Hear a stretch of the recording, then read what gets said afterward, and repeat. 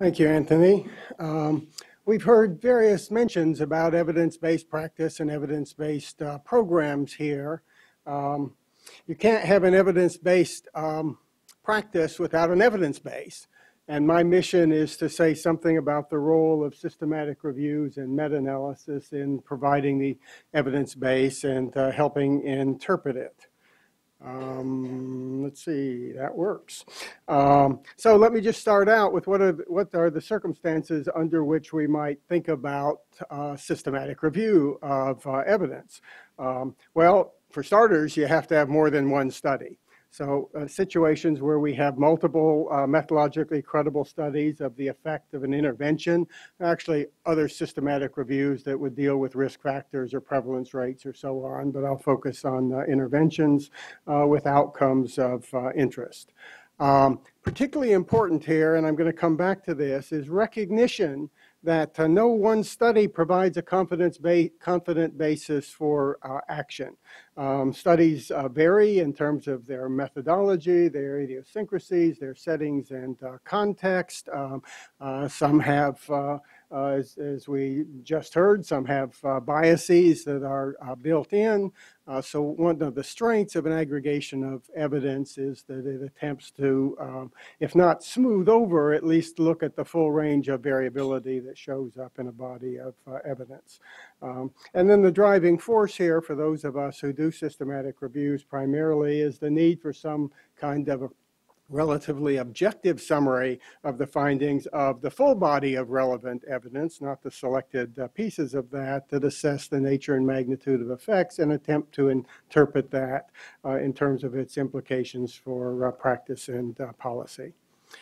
So what makes systematic reviews systematic? Anthony mentioned trying to take a rigorous research-like approach to reviewing, and that indeed is what has emerged in systematic reviews, is to approach evidence integration as a form of methodologically rigorous research in its own right.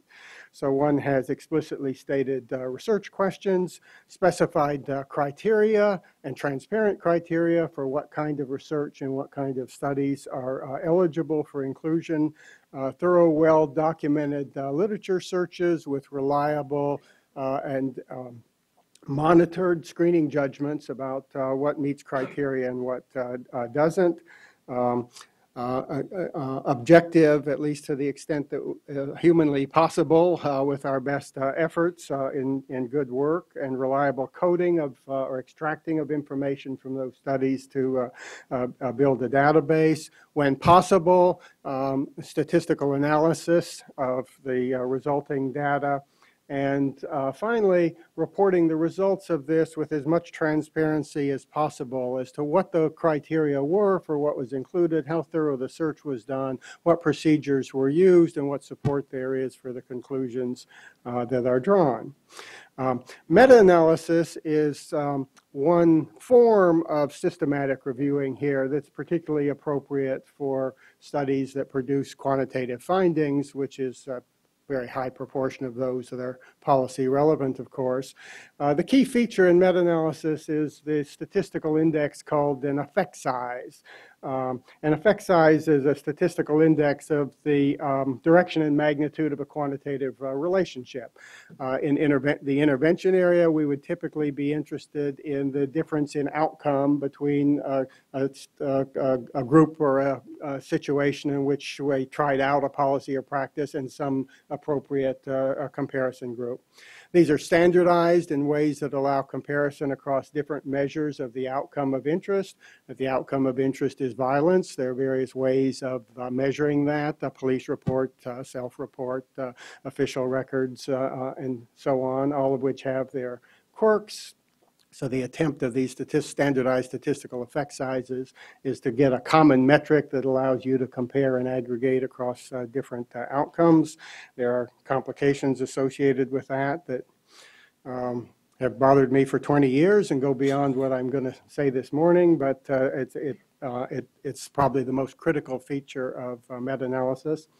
An important component here is that these effect size statistics are defined in a way so that they don't confound the size of the effect the estimate of the magnitude of the effect that's actually found in a study with the statistical significance of that effect. Statistical significance is a function of the size of the effect, but it's also a function of the size of the sample on which that effect is estimated and the amount of variability in that sample. So you can have very large effects that are not statistically significant if you have a great deal of sample variability or small samples. Conversely, you can have very small effects that might be of no consequence that are statistically significant if you have very huge samples, or from the researcher's standpoint, just happen to luck out in terms of the chance factors. And what we know now is that one of the major flaws of the more traditional and conventional literature review that puts heavy emphasis on statistical significance is that it can greatly underestimate the actual magnitude and nature of the effects in a body of research. Of course, having these statistical indicators allows us to do fairly sophisticated statistical analysis that looks at the influence of different kinds of factors in the results and helps us sort out why some things seem to produce large effects and some small effects. And this really contrasts, this whole approach contrasts quite sharply with the sort of vote counting approach of how many statistically significant findings you find in the studies in a body of research. And we have case after case after case in recent history where meta-analytic work has shown that, in fact, there are average positive effects in intervention areas that had been controversial and even claimed to show that nothing works in prior traditional review. So we do have some advances in our ability to make sense of bodies of quantitative research. Let me give you an example. Here's an effect size distribution for reoffense outcomes for cognitive behavioral programs for juvenile and adult offenders. Not all of these programs have a violence orientation. Not all of the offenders are violent, but many of them have, so this overlaps our interest today. We have 58 studies in this particular collection. The statistical effect size here is a odds ratio, which is basically the odds of success, that is not being rearrested, they're not reoffending, relative for a treated group relative to the odds of success for an untreated group. So the right-hand side of this distribution is the good side. That's positive effects that are reducing reoffense rates for these offenders. The zero line is right here. So you can see that most studies show positive effects. And the average is actually quite worthwhile in the world of practice and policy. This is a 25% on average reduction in reoffense rates over a year subsequent to intervention. In the world of rehabilitation and intervention programs for offenders, this is almost as good as it gets. This is a pretty big effect. But there are a couple of things I want you to notice about this example, and I could show you example after example in that looks like this. First is the great amount of heterogeneity across the studies here. Okay, they range from showing virtually zero effects and in some cases shading over into modest negative effects, up to effects that are well above the average that we could only describe in the practical world as knock your socks off kinds of effects, and everything in between. One implication of this is that if you only had a few studies drawn from this distribution, you might get big ones, you might get small ones, you might get zero, and it indicates the importance of a body of diverse evidence as opposed to a few studies. Another implication of this is that if you don't try and pull together in relatively objective way the full body of relevant evidence, a variability like this provides advocates ample opportunity to cherry pick studies on the big end and say, here are my studies that shows that this works, and skeptics and critics to cherry pick studies on the other end and say, no, it doesn't work clearly. Here are my studies that show no effects or even negative effects. So we get a fuller picture here. What we'd like to know, of course, in a distribution like this is what's the magic ingredient that that characterizes the studies out on the far right end. What are the characteristics of those interventions or those situations that produce the most positive effects, and can we bottle that and disseminate it and scale it up? And I want to return to that in a moment. But there's another dimension of this that is interesting. In a distribution like this, you have a mix of what we might call name brand programs. That is, programs that are commercially disseminated, have a label, and are widely used. In this cognitive behavioral therapy area, I've marked in red the reasoning and rehabilitation programs, in blue the moral reconation therapy, in green the aggression replacement training, all of which are well-known commercially available programs in this area. And then the yellow and the gold ones are they yellow and gold in your picture? They are in mine. The yellow and gold ones are one-off programs, homegrown programs on which research was done, and you can see that there are a lot of those. Interesting things occur when you make this kind of comparison. You see that all of the name brand programs also show variability when there are multiple studies in their results. It happens in this instance that on average there are no differences between the average effects of any of these name brand programs, and they don't differ in turn from the homegrown and the one-off programs as well. So all show similar variability and similar overall average effects. Now, in terms of the evidence base, there's sort of two different directions to go here. One is to look at this as a generic program type. Cognitive behavioral therapy, and what do we know about its effectiveness as a generic category and the characteristics that lead to the greatest effectiveness. The other direction to go is to pull out, where you have adequate evidence, the individual programs. Is aggression replacement training an effective program? Is moral reconation therapy an effective program? And there are advantages in that, because these are programs that have manuals, that have a phone number where you can call up and talk to somebody, where there's training. But there are often relatively few studies. In this area, there are actually more than average on each of these name brand programs. In other areas, we may be working with only one or two studies. So one direction for the evidence base is to work at the generic level and try and characterize different program approaches and how effective they are, what makes them effective. Another direction is to pull out sort of named model programs and identify the specific things that seem to have sufficient evidence to work. Patrick's going to talk about blueprints, which very much takes a kind of model name brand program approach. Phelan's going to talk about crimesolutions.gov, that at the moment does the same thing, but is moving toward also trying to encompass more generic practice categories using meta-analytic data. Let me return to this question of variability. When we have sufficient body of evidence, we can begin to sort out the characteristics that are associated with positive effects and negative effects. In brief, we're looking at the distribution of effect sizes, which consistently shows great heterogeneity in almost every area. Some of that is a function of, actually a lot of that turns out to be a function of what the researchers put in with regard to their methodologies and procedures, and we have to try and account for that and sort of balance that out with some kind of statistical modeling. And then we can begin to look at whether or not there are larger effects for certain characteristics of offenders, whether or not the context, in this case I've been looking at the juvenile justice programs. Are programs equally effective if they're done in the community, or if they're done with offenders under probation, or if they're done in prisons or in secure custody?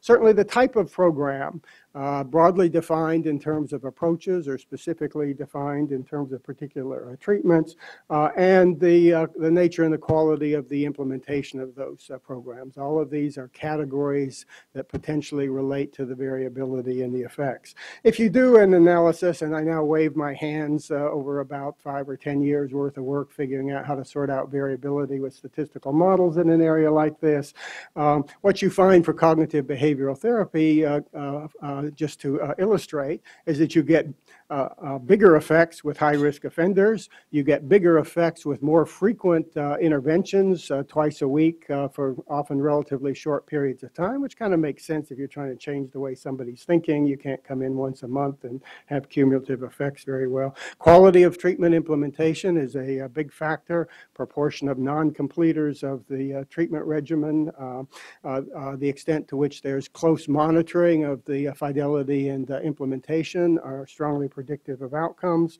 and certain program components that we can identify. If there's an anger control component, for example, we see more positive effects. If there's a specific focus on interpersonal problem solving as part of the cognitive behavioral therapy mix.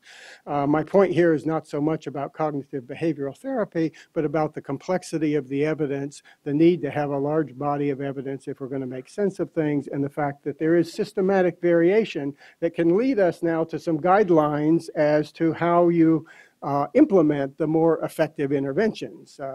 We have actually turned findings like this into practice guidelines. All you have to do is reword these things. Target high-risk offenders, have at least 2 sessions a week, and off you go with some practice guidelines that help implement programs that at least match the research that shows the largest effects. Another interesting thing we can do with meta-analysis, if we begin to collect large bodies, large amounts of studies, and this is it's kind of been my role in the meta-analysis world. I'm going to show you some juvenile delinquency results. We have over 600 controlled studies in our database. It's taken a while to assemble, but you can do comparative meta-analysis. Here are cognitive behavioral therapy programs. This is basically a scale that we've translated into recidivism reduction. So the right-hand side is still the positive side. And we can compare, well, how does cognitive behavioral therapy for, in this case, juvenile offenders, how does that compare with other approaches? Well, on average, the effect sizes for CBT are really quite large. Behavioral programs, behavioral management, behavioral contracting is close behind. Other broad approaches here, social skills focus, challenge, this is outward bound and ropes courses and wilderness courses and so on. Academic tutoring, remedial academics, job training, all have positive effects, but quite variable. So we can begin to sort out, on average at least, what are the more effective approaches and the less effective approaches. We can go even more broadly with our comparative results here by looking at different very broad approaches or philosophies. For instance, here's a category that we call the therapeutic approaches that are focused more on bringing about internalized change, restorative justice. This is victim offender mediation and community service and so on. Skill building, which was the category I just showed you that has various kinds of approaches, including cognitive behavioral therapy, and the ubiquitous counseling category, family counseling, group counseling, individual counseling, multiple services, case management, and so on. And here we see that generally the therapeutic approaches on average produce similar and quite positive results. More control-oriented approaches, discipline, fear of consequences, deterrence, scared straight, Anthony, surveillance, intensive probation surveillance, and so on, produce smaller effects or on average sometimes negative effects. So we get an even bigger comparative picture here of sort of what philosophies are more likely to produce positive effect, control-oriented philosophies or therapeutic philosophies. So where do you find high-quality systematic reviews? Well, there are 2 organizations that have devoted themselves, international organizations, exclusively to this. The smaller is the Campbell Collaboration, which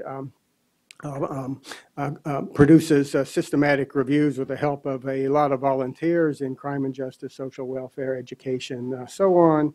The larger Campbell Collaboration, though it overlaps the violence and social program area less, in healthcare and health policy, both of which have accessible libraries that have hundreds, in some cases, of thousands of systematic reviews on various intervention topics topics. And then these come through many agencies, evidence-based centers, and academics, and so on are widely available. I just listed out, my affiliation is with the Campbell Collaboration. I just looked in the current library to see what specifically was targeted on violence, and there are half a dozen reviews or so, mostly on domestic violence, a much larger number that overlap the violence issue, hotspots policing and other things that are oriented toward reducing or preventing criminal behavior more generally than violent behavior. And that's what I have to say. Thank you.